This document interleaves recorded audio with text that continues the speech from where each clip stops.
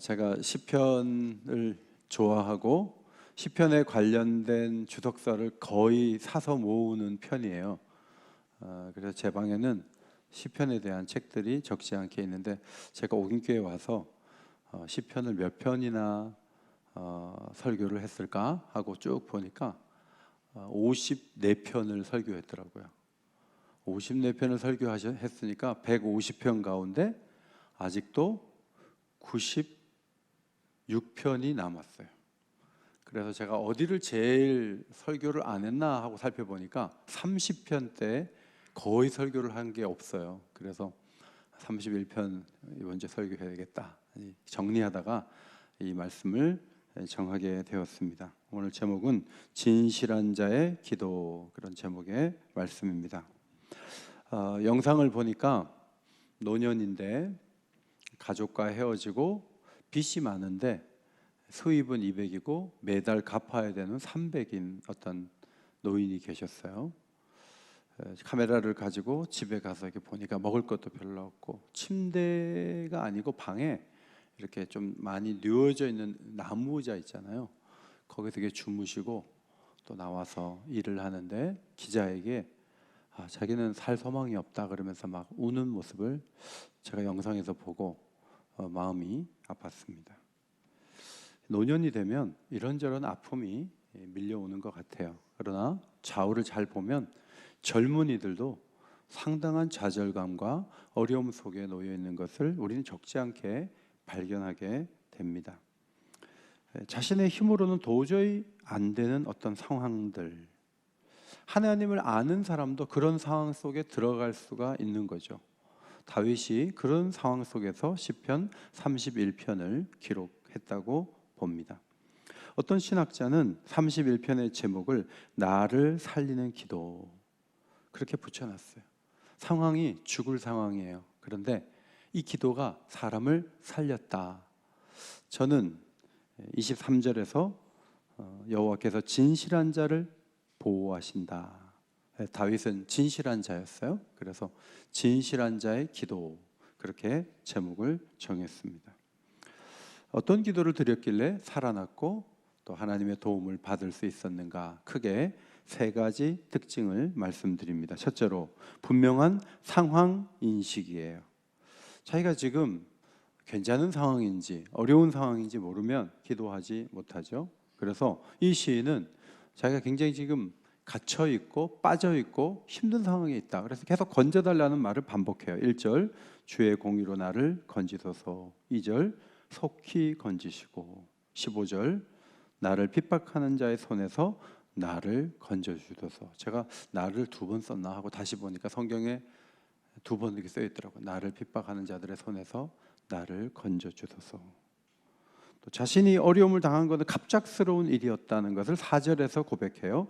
그들이 나를 위하여 비밀이 친 그물에서 빼내서서. 모르고 그물 속에 들어간 거예요. 갇혔어요.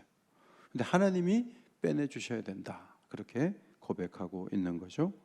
5절 내가 나의 영을 주의 손에 부탁하나이다. 여러분, 이 31편 5절은요 예수님이 십자가에서 하나님 앞에 자신의 영을 아버지 손에 부탁한다고 기도했던 그 기도가 31편 5절을 인용한 거예요. 다윗이 얼마나 절박하게 자신의 영을 부탁했는지 예수님이 십자가 위에서 이 고백을 그대로 하나님께 아뢰할 정도로 다윗은 심각한 상황에 놓여 있었던 거죠. 어려움을 겪다 보면 시력 저하가 오게 돼요. 그래서 10절 내가 근심 때문에 눈과 영혼과 몸이 쇠하였나이다. 주변에 시력이 좋다가 너무 신경을 써가지고 갑자기 시력이 뚝 떨어져서 0.1도 안 되거나 또 엎드려가지고 한 달 동안 있어서 망막이 붙어야 된다는 진단을 받은 분들이 계세요. 그분들은 눈으로 아픔이 오는 거죠. 그 영혼도 쇠하고 몸도 쇠하고, 사람들이 지나가면서 얼굴이 왜 그래요? 몸이 요새 어디 아파요? 이런 얘기를 듣는 거예요. 근심이 길어지다 보니까 우울감이 오고 체력 저하까지, 그런 현상까지 경험하게 되었습니다. 그런 시간을 긴 시간 보내는 거예요. 근데 그런 시간을 보내다 보니까 문제가 밖에만 있지는 않았구나. 자기 자신에게도 문제가 있는 걸 발견했어요. 10절을 보면 내 기력이 나의 죄악 때문에 약해졌다. 그리고 내 뼈가 쇠하도소이다. 나이가 들어서 약해진 게 아니고 원수들이 많아서만 약해진 건 아니고 자기 죄가 보이는 거죠. 그러니까 어려움이 오면 나를 보게 되는 거예요. 경건한 사람은 그래요. 어려움이 올 때 저 사람 때문에 내가 지금 힘든데 계속 그 생각만 하지 않고 내게도 무슨 잘못이 있다. 내 어려움이 오는 원인 중에 하나는 나 때문이다. 내가 죄가 있다. 이걸 발견하는 거죠. 여러분, 모든 부분에서 나는 너무 완벽한데 밖에서만 문제가 있고 사람들만 나를 계속 괴롭히고 그래서 나는 힘들어. 이건 아직 제대로 문제를 파악하지 못한 거예요. 집에 이런저런 어려움이 올 수 있잖아요. 그러면 이 어려움이 왜 오는 걸까? 내 죄를 돌아보는 거죠. 다윗은 그런 점에서 위대하다고 볼 수 있어요. 사실 어려움이라고 하는 것은, 자기의 죄라고 하는 것은 남이 막 지적하면 인정하기 싫죠. 난 그런 적 없다고 발뺌하기 쉬워요. 그런데 영적인 사람은 어려움 속에서 내 죄악이 나를 약하게 하는 원인일 수 있겠다, 그런 생각을 해요. 근데 중요한 것은 모든 것이 내 죄 때문이다 그렇게 보지도 않아요. 원인은 다양한데 그 중에 하나가 내 죄고, 오늘 시인이 고민하고 아파하는 것은 다른 부분에서 더 아파하는 거죠. 11절을 보면 모든 대적들이 나오죠. 이웃이 나와요. 친구가 나와요. 길에서 보는 자가 나와요. 그런데 아무도 다윗을 도와줄 사람은 없죠. 대적들이 고통 속에 밀어넣죠. 그냥 친구들이 놀랄 뿐 도와주진 않아요. 그냥 놀라면서 지나갈 뿐이에요. 그래서 다윗은 잊혀지고 깨진 그릇 같이 여김을 받았다. 여러분, 깨진 그릇 쓰레기통에 버리잖아요. 그걸 뭐 애착을 갖지 않죠. 우린 깨지면 그릇 버려요. 사람들이 관계를 맺고 있다가 저 사람은 깨진 그릇이야 하고 딱 이렇게 옆으로 제쳐놓는 거예요. 그런 대우를 받는 거죠. 존중받지 못하는 거예요. 사울에게서 막 쫓겨다닐 때 그런 경험을 했고, 압살롬에게 쫓겨다닐 때 그런 경험을 했어요. 그때 다윗 주변에 아무도 없었어요. 친구도 없고 이웃도 없고 그냥 크게 보이는 건 대적들밖에 없고. 자, 이 사실을 다윗은 있는 그대로 다 아는 거예요. 기도라고 하는 것이 뭐뭐 해주세요 이것만 있는 건 아니에요. 기도는 제가 지금 이런 형편에 놓여 있어요. 저 너무 외로워요. 저는 혼자예요. 아무도 저를 도와줄 사람이 없어요. 자, 그걸 그대로 아뢰는 게 기도예요. 근데 우리가 다 정리를 해가지고 해결하는 그 부분을 자꾸 기도를 하는데, 사실은 내 마음이 이래요. 내 관계가 이래요. 내 몸이 이래요. 내가 내 죄를 또 보고 있어요. 내 상태에 대해서 그냥 열고 하는 거예요. 그런 솔직한 기도가 그게 진실한 자의 기도라고 보여요. 두 번째, 이 기도 속에는 역전을 기대하는 믿음이 있어요. 따라합시다. 역전을 기대하는 믿음. 사우디하고 경기하는 거 봤어요? 제가 이렇게 그 다음날 새벽 기도 때 딱 보니까 남자분들이 몇 분 안 나오셨더라고요. 새벽에 못 나오죠. 3시까지 소리 지르고 어떻게 나와요? 근데 경기가 아주 재밌었다 그래요. 96분 13초에 1대1 됐어요. 그 전까지는 1대0이었어요. 아유, 졌다 이제는. 그런데 96분 13초에 1대1 됐어요. 그리고 승부차기에서 4대2로 이긴 거예요. 이게 뭐예요? 역전이에요. 그래갖고 96분 13초까지는 저 감독을 바꿔야 돼 막 이러고 있다가 그냥 막 골이 났다고 막 새벽에 사람들이 소리 질러가지고 막 들썩들썩하는, 그게 역전의 기쁨인데, 기도 속에 역전을 꿈꾸는 게 여기 몇 가지 표현이 있어요. 1절, 나를 영원히 부끄럽게 하지 마시고. 자, 영원히 부끄러우려면 완전히 패배하면 계속 부끄럽겠죠. 잠시 지금 부끄러운 가운데 있는데 계속 부끄러운 거 싫다는 거예요. 그런데 거기서 끝나지 않고 17절에 가면 나를 부끄럽게 하지 마시고 하나님 악인들을 부끄럽게 해주세요.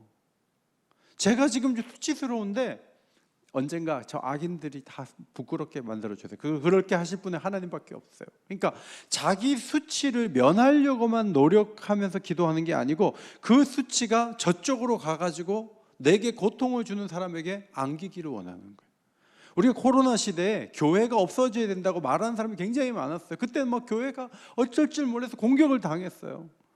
그런데 우리가 기도하는 거죠. 하나님, 코로나 끝나고 그냥 교회가 없어지면 좋겠다고 손가락질하는 사람들이야. 수치를 당하게 해주세요. 그들이 그냥 그 자리에서 떨어지게 해주세요. 이렇게 기도를 그런 식으로 하는 거예요. 예를 들면 109편 29절 나의 대적들이 욕을 옷 입듯 하게 하시며 자기 수치를 겉옷같이 입게 하소서. 대적들이 옷 입듯이 수치를 입게 해달라고 기도하는 거예요. 이것도 다윗의 기도거든요. 그러니까 다윗은 악인들이 부끄럽게 되기를 원하는 거예요. 악인들이 부끄럽게 되려면 어떻게 되죠? 말한 대로 안 돼야죠. 그 사람들이 실패해야죠. 그들이 놀라운 어려운 일을 만나야죠. 이거 다 하나님이 해주신다고 믿어요. 그래서 맡기는 거죠. 하만이 모르드게를 달려고 장대를 딱 세웠어요. 그런데 나중에 하만이 거기 달리는 거예요. 모르드게를 달아놓으면 모르드게가 부끄러움을 당할 텐데 그 장대를 세운 하만이 거기 달리는 거예요. 얼마나 창피하겠어요. 하나님이 그렇게 해줄 수 있다고 믿었어요. 또 4절에 보면 비밀이 친 그물에서 빼내서서 그렇게 기도하는데 20절에 보면 그들을 주의 은밀한 그물에 숨기고 비밀이 장막에 감추어달라. 하나님도 그물 칠 줄 알아요. 자기도 모르게 가다 보니까 그물에 철컥 걸렸는데 하나님 저 이 그물에서 빠져나오게 해주세요. 그 기도만 한 게 아니에요. 제가 지금은 그물에 걸렸지만 나중에 정말 고통을 주는 저 악인들이 그물에 걸려가지고 하나님이 거기다 그냥 딱 묶어놓는 바람에 저하고 말다툼도 안 하게 해주세요. 하나님께서 해주세요. 이렇게 역전의 상황을 염두에 두고 기도하는 거예요. 13절 내가 무리의 비방을 들었으므로 사망이 두려움으로 감사였나이다. 이렇게 기도했는데 19절에 주를 두려워하는 자를 위하여 쌓아두신 은혜가 어찌 그리 큰지요 그랬어요. 앞에 두려움은 무리가 비방하는 얘기 때문에 자기가 두려운 거예요. 그런데 자기는 비방만 두려운 게 아니고 하나님도 두려워하는 장점을 가진 사람이에요. 하나님을 두려워하는 사람은 하나님이 그를 위해서 주실 은혜를 쌓아놓고 기다리신다는 거죠. 누가 내 얘기를 한다는 그 말 때문에 계속 두려워했던 그 마음을 내려놓고 하나님을 두려워하고 하나님을 바라보면 하나님이 쌓아주신 은혜로 나를 도우실 수 있다는 또 다른 세계에서의 풍성한 지원을 다윗은 기대한 거예요. 역전을 바라며 기도하는 것은 믿음이 있기 때문에 그래요. 저는 여러분들이 믿음이 있기를 원합니다. 믿음이 있어야 돼요. 교회는 점점 안 될 거야. 교회는 망할 거야. 그건 세상의 얘기예요. 그렇게 예측을 자꾸 하면 안 돼요. 우리 기독교는 죽여도 살아나는 종교인데 안 될 걸 꿈꾸고 안 된다고 확신하고 안 될 준비를 하고 그것은 하나님 뜻이 아니에요. 하나님은 놀라운 분이세요. 요한계시록 5장 12절에 죽임을 당하신 어린 양은 예수님이죠. 예수님이 부활, 승천, 하나님 보좌 우편에 앉아 계세요. 그 죽임을 당했을 때는 온통 세상이 벌거벗은 예수님을 손가락질 했잖아요. 그런데 그 어린 양 대신 예수님이 능력과 부와 지혜와 힘과 존귀와 영광과 찬송을 받으시기에 합당하신 분으로 우뚝 서 계신 거예요. 주님의 역전의 용사된 모습을 우리가 마음속에 상상할 수 있어요. 사도 요한은 흰 옷을 입고 손에 종려나무를 가지고 수많은 사람들이 어린 양 앞에 서서 큰 소리로 구원하심이 보좌에 앉으신 어린 양과 하나님께 있도다 막 노래하는 것을 봤어요. 그런데 장로 중 하나가 와서 흰옷 입은 자들이 누구야? 어디서 왔어? 라고 물었어요. 그때 사도 요한이 내 주여 당신이 아시나이다. 그때 그 장로가 요한에게 한 말이 7장 14절이에요. 같이 한번 읽겠습니다. 시작. 이는 큰 환난에서 나오는 자들인데 어린 양의 피에 그 옷을 씻어 희게 하였느니라. 이 사람들은 큰 환난에서 나온 사람들이에요. 그 중에 순교당한 사람도 있는 거예요. 그냥 이 세상에 있을 때는 코너에 몰려서 막 죽임도 당하고 짓밟힘 당하고 사자밥 되고 예수 믿는다는 이유 때문에 미움 당하고 막 고통을 당한 사람들이에요. 그런데 이 사람들이 어린 양의 피에 그 옷을 깨끗하게 씻어내고, 그리고 어린 양이신 예수 그리스도를, 또 하나님을 바라보며 구원하심이 어린 양과 하나님께 있도다 찬양을 하는 그 놀라운 대열에 서 있는 모습을 사도 요한이 보았던 거죠. 계시록 14장 13절에 지금 이후로 주 안에서 죽는 자들은 복이 있도다 하심에 성령이 이르시되 그러하다. 그들이 수고를 그치고 쉬리니 이는 그들의 행한 일이 따름이라 하시더라. 주 안에서 다양한 이유로 죽겠죠. 그런데 복이 있다는 거예요. 왜 복이 있냐? 그 죽은 자들이 수고를 그치고 쉰다, 안식한다. 세상에 줄 수 없는 안식을 누린다. 우리가 언젠가 주 안에 살다가 주님이 오라 하시면 갈 거예요. 그때 애걸복걸 할 거 없어요. 정말 그때 이제 정말 쉬는 거예요. 정말 쉬는 거예요. 고3들은 고3만 끝나면 좋을 것 같지만 그렇지 않아요. 그렇지 않아요. 저희도 막 그 애들 막 키우고 막 좋은 세월 이제 다 지나가고 이제 다 떠나고 우리 집사람하고 둘이서 행복하게 너무 잘 사는데 갑자기 손주들이 왔어요. 와, 막 6시면 정확하게 일어나요.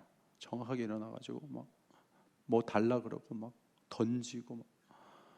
제 아내가 막 애들 온 첫째 주에 윗입술이 터지고 애들이 마지막 주에 갈 때 아랫입술이 터지고 막. 저도 거울에 보니까 입가에가 막 지금 터지고 있는 것 같아. 막 무리가 돼가지고. 그러니까 내가 이 단계에서 이제 쉬어야지. 쉬긴 뭘 쉬어요? 이제 이 세상은 계속 어려움이 있어요. 계속 쉴 수가 없어. 지금 손주가 갔어요. 얼마나 좋은지 몰라요. 그러면 조금 있으면 또 뭐 누가 오고 또 뭐 할 일이 많이 있어요. 그런데 이제 주 안에서 언젠가 오라 하면 가면 그때는 정말 계속 놀라운 시간이에요. 정말 좋은 시간이 기다리고 있어요. 그래서 우리가 그 세계를 바라보는 건 이게 사실 역전이거든요. 죽은 거는 슬픈 거고 이별이고 아픔인데 거기에 안식이 있고 그들이 행한 것을 보상을 해준다는 거죠. 그런 약속을 가지고 우리가 살기 때문에 우리가 언젠가는 정말 행복하고 좋은 날이 온다, 이런 믿음을 가지고 앞으로의 시간을 맞이해야 돼요. 세 번째는, 이 시에는 하나님을 향한 절대 신뢰가 있어요. 2절에 내게 견고한 바위와 구원하는 산성이 되소서, 그렇게 기도했죠. 이 바위와 산성은 도피 생활을 많이 했던 다윗의 용어예요. 하나님을 의미하는 용어예요. 18편 2절에 보면 여호와는 나의 반석이시오 요새시오 나를 건지시는 이시오 내가 그 안에 피할 나의 바위시오 나의 산성이시로다. 사울이 3,000명을 풀 때도 있었잖아요. 어떻게 살아남았죠? 바위에 숨으면 못 찾아요. 유대 광야를 보면 거기 찾아내기 힘들어요. 어디 속에 들어갔는지 알 수가 없는 데가 유대 광야예요. 나무 한 뿌리가 없이 그냥 바위로만 쫙 돼 있는데 거기 딱 숨어버리면 못 찾는 거예요. 그런 생활을 하면서 하나님 앞에 딱 숨어버리면 원수가 아무리 와서 찾으려고 공격하려고 해도 보여야 찾죠. 하나님이 바위가 되시고 하나님이 산성이 되시는 역할을 하신다, 은폐물이 되신다, 이런 믿음을 가지면서 원수는 허탄한 거짓으로 욕과 비방으로 핍박으로 계속 공격해요. 그런데 하나님이 바위가 돼서 산성이 돼서 나를 지켜주면 나는 안전할 수 있어. 하나님을 향한 절대 신뢰를 그렇게 표현한 거예요. 그 다음 14절에 보면 여호와여 그러하여도, 자, 상대방은 생명을 뺏으려고 해요. 죽여버리자, 우리 다윗 죽여버리자. 여러분 아무리 싫어하는 사람이 있다 하더라도 여러분 죽이려고 해요? 그렇진 않잖아요. 그런데 여호와여 그러하여도, 나를 죽이는 사람들이 옆에 와서 나를 힘들게 해도 하나님 어떻게 나를 죽이려는 사람이 있냐고요. 그런 사람들이 그런 마음을 갖지 못하게 했어야죠. 이제 보통 이제 그렇게 나가는데 다윗은 그렇게 말하지 않고 나는 주께 의지하고 말하기를 뭐라고 한다고요? 주는 내 하나님이시라 하였나이다. 어려움이 안 오면 하나님이고 어려움이 오면 하나님이 아니에요? 코로나가 오면 하나님이 아니고 코로나가 떠나야 하나님이에요? 안 아파야 하나님이고 아프면 하나님이 아니에요? 아니죠. 어려움이 와요. 어려움이 오는데 신앙의 사람은 더 신앙적인 사람이 돼서 주는 내 하나님이십니다. 어려움이 있지만 주는 내 하나님이십니다. 이 고백이 살아있을 때 그게 진정한 신앙이에요. 특별히 기도할 때 어려움이 와요. 근데 자꾸 어려움만 자꾸 말하지 말고 주는 내 하나님이십니다 라고 외치고 고백할 때 하나님이 그 기도를 들어주실 줄 믿습니다. 주는 내 하나님이십니다. 그렇게 기도하세요. 아이가 1차 시험이 안 됐어요. 그래도 주는 내 하나님이십니다. 그렇게 기도할 수 있어야 돼요. 뭐 이런저런 결과에 따라서 하나님 되고 안 되고 그런 게 아니기 때문에 그래요. 베드로 사도가 많이 두려워서 예수님을 3번 부인했지만 예수님 부활하신 거 만나고 성령으로 충만하게 된 다음에 복음 전하지 말라고 막 위협을 당할 때 사도행전 4장에 하나님 앞에서 너희의 말을 듣는 것이 하나님 말씀 듣는 것보다 옳은가 판단하라. 우리는 보고 들은 것을 말하지 않을 수 없다. 그렇게 담대하게 외쳤죠. 참 어려운 거예요. 제가 지난 주간에 목회자 수련회 갔다 왔는데 그 나라는 교회에서 예배드리는 건 자유래요. 종교의 자유가 있어서. 근데 복음을 외국인이 전하는 거는 불법이래요. 그런데 베트남 그 자매한테 제가 얘기를 좀 하고 싶은데 이 자매가 호딱 가서 잃으면 나는 교회 못 오는 거예요. 그러니까 복음 전하는 게 조금 마음이 이렇게 힘들더라고요. 이 전하기가 쉽지가 않아요. 괜히 뭐 했다가 신고 들어가면 어떡해요. 근데 오늘 베드로는 담대하게 우리는 보고 들은 거 말하지 않을 수 없어 하고 강력하게 얘기를 했어요. 그 다음 15절에 나의 앞날이 누구 손에 있다고요? 주의 손에 있사오니. 큰 소리로 시작. 나의 앞날이 주의 손에 있사오니. 여러분 기도 중에 이거 좋은 고백이에요. 우리의 앞날이 주의 손에 있습니다. 이거 정말 중요한 고백. 지금 상황은 뭐죠? 원수의 손에 있는 거예요. 다수의 손에 있는 거예요. 그 사람들이 다윗 정도는 죽여버릴 수도 있어요. 원수가 그냥 모든 걸 다 알아서 할 것 같은 분위기예요. 그런데 다윗은 기도하면서 내 앞날은 주의 손에 있습니다. 사람들 손에 있지 않습니다. 이렇게 담대하게 고백했어요. 여러분, 위협하는 이들의 손과 거친 말에 내 미래가 있을 것 같지만 그렇지 않아요. 악인은 바람에 나는 겨와 같아요. 제가 목회하면서 너무너무 괴롭게 하는 분이 계셨어요. 그래서 제가 선배한테 상담을 했어요. 목사님, 아니 이렇게 해갖고 이렇게 사람을 힘들게 하는 분이 있다고. 그랬더니 그 목사님이 저한테 그랬어요. 악인은 바람에 나는 겨와 같습니다. 예? 지금 그 무슨 저하고 무슨 상관이에요? 그 무슨 말씀이에요? 그냥 그렇게 하고 끝났어요. 상담 끝. 그런데 몇 년이 지나니까 그분이 교회에 없어졌어요. 교회 안 나와. 내가 나오라고 하지 않았는데 자기가 안 나와.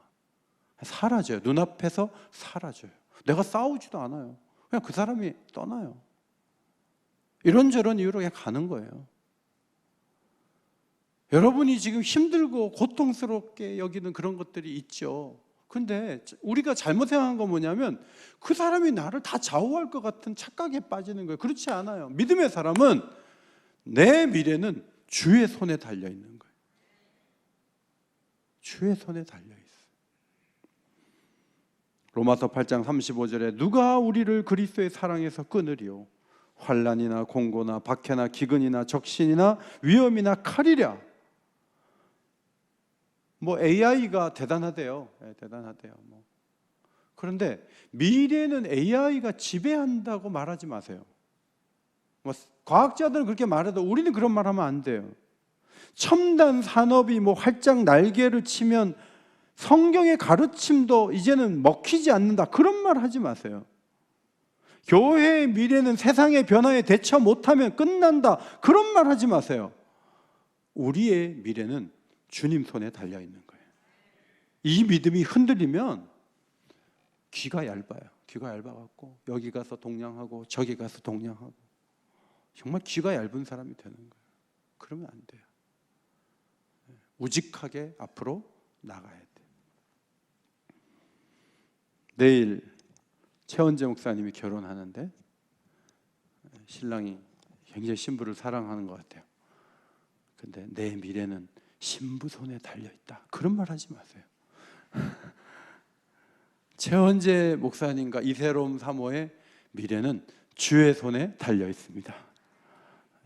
최원재 목사님이 아멘 해야지 여러분이 왜 아멘 합니까? 최 목사님이 지금 저 뒤에서 아멘 해야 되거든요. 아멘을 안 하고 있어요. 최 목사님과 이세롬 사모님의 미래는 주의 손에 달려 있습니다. 주님 손에 달려 있어요. 그래서 제가 주례 안 하고 뭐 목사 안 가고 주례하는 집도 있죠. 뭐 주례 안 하고 친구가 하고 뭐 자기네들끼리 하고 뭐 그래도 돼요. 되지만 목사가 가는 거는 주의 손에 두 사람의 미래가 달려 있다는 요청이 아니에요. 목사가 뭐 그들을 돕는 게 아니고. 7절, 내가 주의 인자하심을 기뻐하며 즐거워할 것은. 19절, 주께 피하는 자를 위하여 인생 앞에 베푸시는 애가 어찌 그리 크신지요. 긍휼의 사랑을 갖고 계셔서 고난을 보시고 환난 중에 그 마음이 어떠한지 하나님은 살피는 분이라는 것을 다윗이 알고 있어요. 구체적인 것은 미리 알지는 못하지만 주님께 피하면 도우시고 사랑하신다는 확신을 갖고 있는 거예요. 주님께 피하면 은혜가 풍성하신 하나님이 절대로 그냥 두지 아니하신다.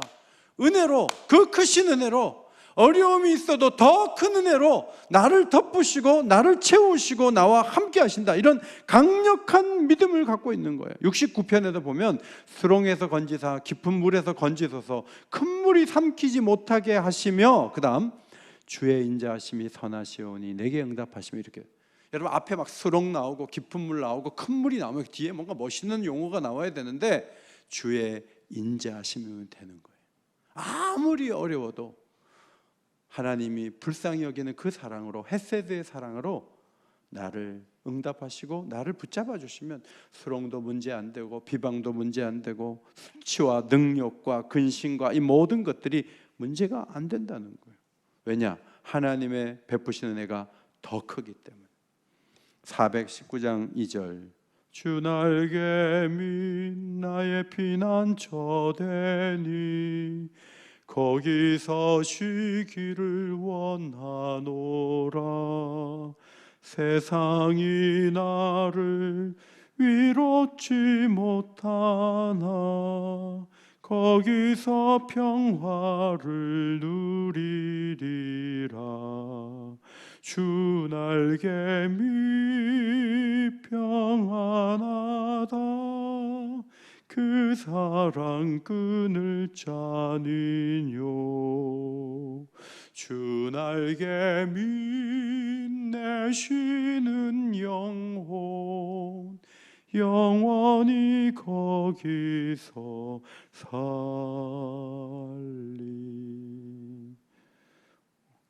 주님의 날개에 미치면 거기가 쉴 수가 있고 거기서 위로를 받을 수 있고 거기서 평안할 수 있다.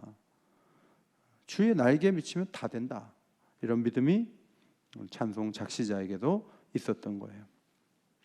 17절, 여호와여 내가 주를 불렀사오니 나를 부끄럽게 하지 마시고. 22절, 내가 주께 부르짖을 때 주께서 나의 간구하는 소리를 들으셨나이다. 하나님을 향한 신뢰의 정점이 뭐냐면 기도하면 들으신다는 것, 그 거기에 대한 확신이에요. 사실 열심히 기도하고 최선을 다해 기도하지 못하는 이유 중에 하나는 기도해도 안 들을 수도 있다는 생각을 하기 때문에 그래요. 기도하면 들어주세요. 오늘 저녁에 대강 기도하고 가지 마세요. 다 들으세요. 다 듣고 계세요. 그리고 가장 좋은 때 우리를 도우신다는 이 확신을 가지고 기도하는 게 매우 중요해야 돼요. 여러분, 하나님과는 이미 관계 형성이 되어 있잖아요. 그러니까 나 혼자 소갈이 한다면 그게 무슨 믿음이에요? 무슨 선을 쌓아야 되고 노력을 많이 해야 그때 받아주시는 게 아니에요. 이미 하나님은 다윗을 사랑하시고 그 기도를 듣고 계시고 그를 돕기를 원하신다는 것을 다윗이 알면서 기도하는 게 매우 중요해요. 제가 주간에 새벽 예배 때 바디메오의 기도 강구를 말씀을 드렸는데 10장 47절, 마가복음 10장 47절에 바디메오가 이렇게 두 번 기도했잖아요. 다윗의 자손 예수여 나를 불쌍히 여기소서. 다윗의 자손은 메시아, 그리스도라는 말이죠. 예수님은 다윗의 자손, 그리스도라고 믿는 거예요. 그리고 자기를 도와달라는 말은 나를 불쌍히 여기소서, 이 한마디예요. 그런데 예수님이 바디메오의 소원을 들어주셔서 즉시 보게 된 거예요. 근데 사람들은 조용히 하라 그랬는데 더 소리를 지르면서 다윗의 자손이요, 나를 도와달라, 나를 불쌍히 여겨달라고. 그러니까 예수님이 가다가 그 사람 부르라고 그러잖아요.